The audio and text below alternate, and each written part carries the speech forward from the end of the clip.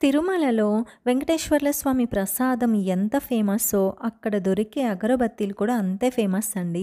మీరెప్పుడైనా ట్రై చేశారా? తిరుమలలో దొరికే ఈ అగరబత్తీలు. నేనైతే వెళ్ళిన ప్రతిసారి ప్రసాదంతో పాటు ఇవి కూడా తెచ్చుకుంటాను. అయితే మేమెప్పుడు తెచ్చుకునేటివి దివ్యపాద, తందనాన, అభయహస్త. ఈసారి అయితే ఇలా కొత్తవి మార్చామండి. ఆకృష్టి అంట అండి. ఇవి నాకు ఒక అక్క చెప్పారు. చాలా బావుంటాయి తెచ్చుకో అని చెప్పారు. తెచ్చుకున్నాను. కాకపోతే కాస్ట్ ఇవి 85 రూపీ అండి ఒక్కొక్కటి.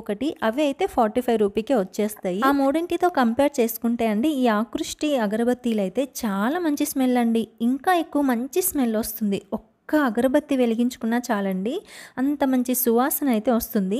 ఈ అగరబత్తిలు వచ్చేసి తిరుపతిలో అన్ని చోట్ల దొరకవండి. మామూలుగా అయితే మనం ప్రసాదం తీసుకునే దగ్గర, వేంగమాంబ అన్న ప్రసాదం దగ్గర, అలాగే తిరుమలలో బస్టాండ్ దగ్గర అన్నీ దొరుకుతాయి. కానీ ఈ ఆకృష్టి అగరబత్తులు మాత్రం చాలా రేర్గా దొరుకుతాయండి. అలా వస్తే ఇలా అయిపోతాయంట.